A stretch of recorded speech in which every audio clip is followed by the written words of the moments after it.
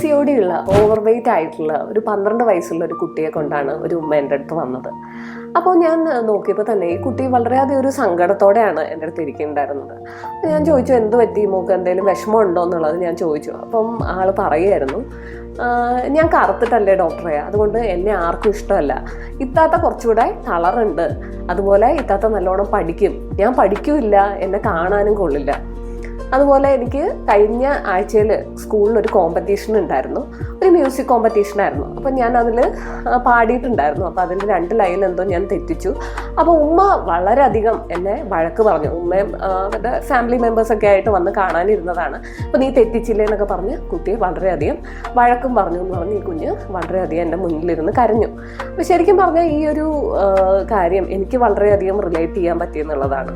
കാരണം എന്താണെന്ന് വെച്ചാൽ ഞാൻ കോളേജിൽ പഠിക്കുന്ന ടൈമിൽ ഞങ്ങൾക്കൊരു സാറുണ്ടായിരുന്നു. അപ്പം ആള് ഈ കേസ് റെക്കോർഡ്സ് ഒക്കെ നമുക്ക് സബ്മിറ്റ് ചെയ്യണം. അപ്പം ഞങ്ങളുടെ ക്ലാസ്സിൽ തന്നെ വേറൊരു ഐശ്വര്യം കൂടെ ഉണ്ട്, ആൾ കുറച്ചുകൂടെ ഫെയർ ആണ്. അപ്പോൾ ഈ സാറ് പറയായിരുന്നു, ആ കറുത്ത ഐശ്വര്യയുടെ കേസ് റെക്കോർഡിങ് എടുത്തോ എന്നുള്ളത്.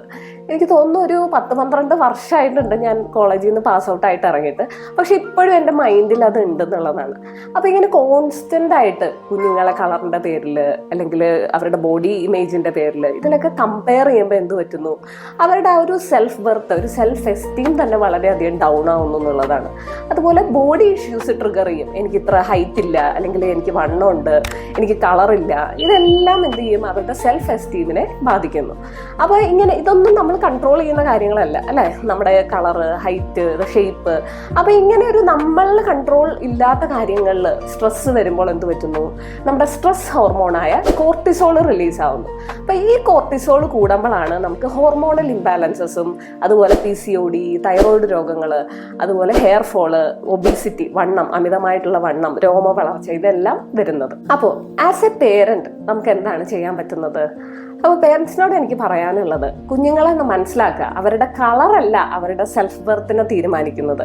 നമുക്ക് കുഞ്ഞുങ്ങളെ മാനുഷിക മൂല്യങ്ങളോടെ വളർത്തുക എന്നുള്ളതാണ്. അവർ കൈൻഡ് ആയിട്ടിരിക്കുക, കമ്പാഷനേറ്റ് ആയിട്ടിരിക്കുക, കോൺഫിഡൻ്റ് ആയിട്ടുള്ള കുട്ടികളായിട്ട് നമുക്ക് അവരെ വളർത്തിക്കൊണ്ട് വരേണ്ടതാണ്.